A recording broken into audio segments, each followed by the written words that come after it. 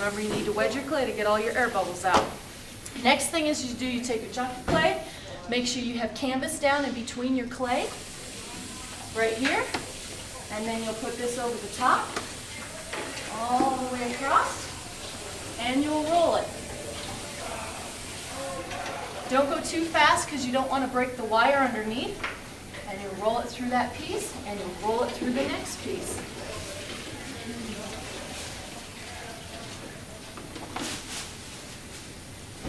If your piece isn't wide enough, remember you can always cut your piece and then score it and reattach that piece to make it wider. You'll put the canvas down back under it, put this piece of canvas over the top, and roll it through. Now to layer your slabs, you're going to want pieces of newspaper in between each piece.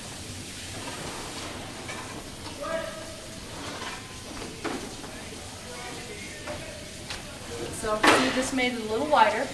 So I put pieces of newspaper in between each piece of slab and layered them. So I'm going to take this piece, trying not to bend it at all, and I'm going to flop it or gently press it up over this piece.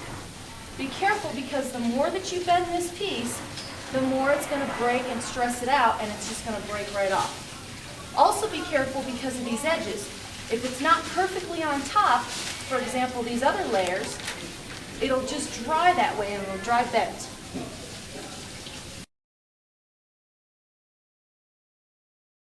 Pieces of slab. Now they're leather hard, so they're holding their shape. Now we actually have to build our house or build our box.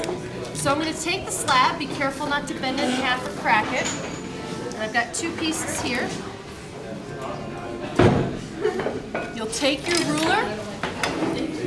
Let's say I want the bottom of the piece. I'm going to go ahead and put some newspaper down. I want the bottom of the piece to be 5 inches by 5 inches. So I'm going to go ahead and measure it out. Don't worry, David, I'll edit this later. So.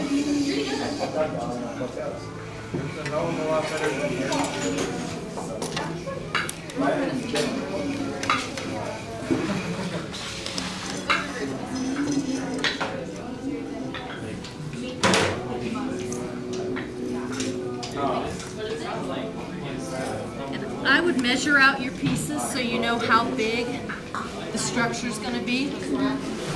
And there's rulers. I have these up on this rolling shelf up here.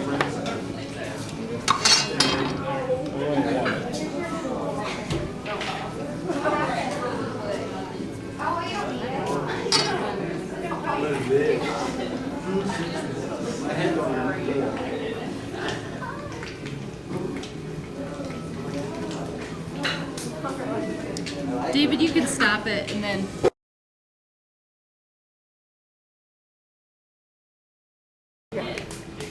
So I've got my 5 inch by 5 inch piece for the bottom of it. Now I'm going to go ahead and start building up the sides.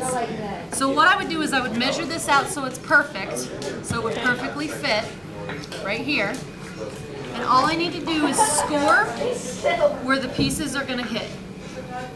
If you guys have any questions, feel free to ask. And then I'll add slip to it. Maddie, can I borrow some slip real quick? And then I'll add some slip.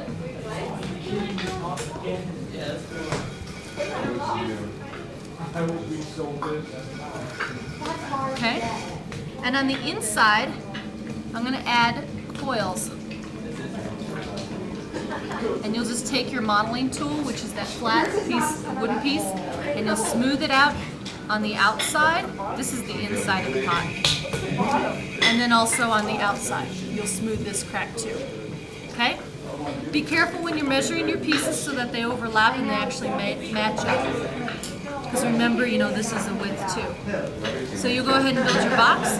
You can add a top just by cutting out your piece and putting it on top. Make sure that on the inside, so it doesn't fall out, you score and slip.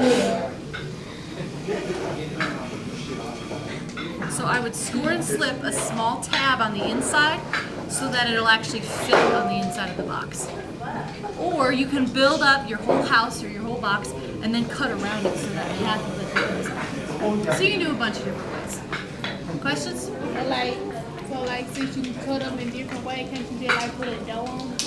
You could. You can cut a door on it now, or you can cut a door on it later.